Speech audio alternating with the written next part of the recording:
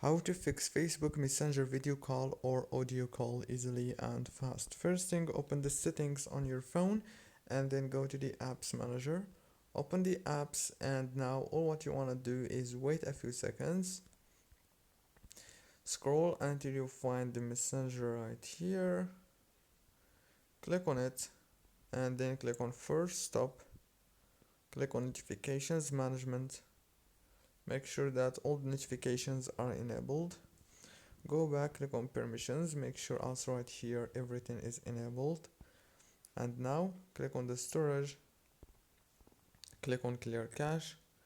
Go back to the settings on your phone, go to the wireless and networks, enable the airplane mode for 5 seconds, and after that disable it and turn off your phone and turn it on again, and congratulations. Don't forget to like and subscribe. Thank you for watching.